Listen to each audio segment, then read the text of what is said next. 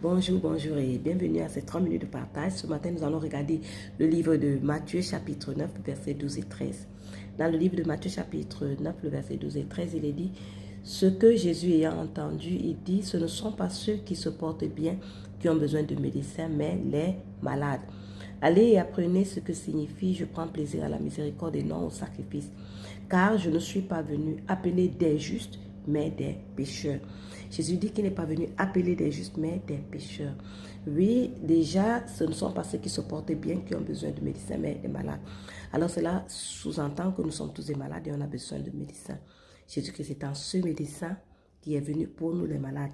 Lorsque nous regardons dans le livre de Jean chapitre 5, il est question de la piscine de Bethesda, là où étaient couchés différents types de malades.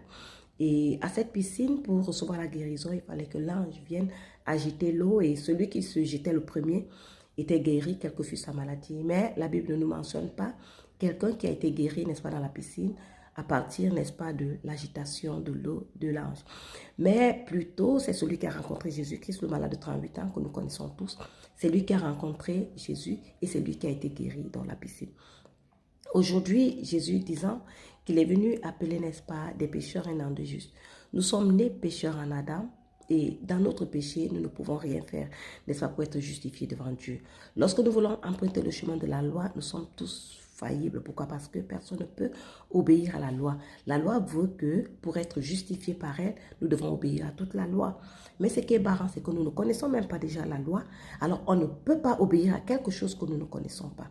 Ce chemin-là, c'est déjà un chemin, n'est-ce pas, qui nous conduit bien évidemment à la malédiction selon Galates chapitre 3, versets 9 et 10. Alors, pour que nous puissions être justifiés devant Dieu, pour que nous puissions quitter, n'est-ce pas, de l'état de pécheur à l'état de juste, Dieu lui-même dans son amour nous a donné la solution au travers de Jésus-Christ. Jésus-Christ, comme il dit, il est venu pour les pécheurs. Pourquoi est-il venu pour les pécheurs? Parce qu'il sait que le pécheur de lui-même ne peut rien faire pour être juste afin de pouvoir avoir une place auprès de Dieu dans le paradis. Alors pour que nous puissions avoir cette place auprès de Dieu, pour que nous puissions hériter, n'est-ce pas, du paradis, il faut d'abord que notre identité change. Ça veut dire que ce n'est que le juste qui peut, n'est-ce pas, hériter le royaume des cieux selon qu'il est écrit dans le livre de 1 Corinthiens chapitre 6, le verset 9. Pour ceux qui peuvent lire, 1 Corinthiens 6, verset 9, 10, 11 jusqu'au 12, nous allons voir que le juste seul peut hériter du royaume de Dieu.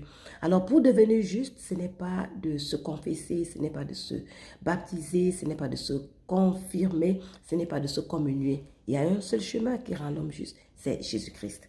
Jésus-Christ, comment? Parce que Jésus-Christ est venu mourir sur la croix pour porter tous les péchés du pécheur, afin, n'est-ce pas, de rendre le pécheur juste, saint et parfait, pour hériter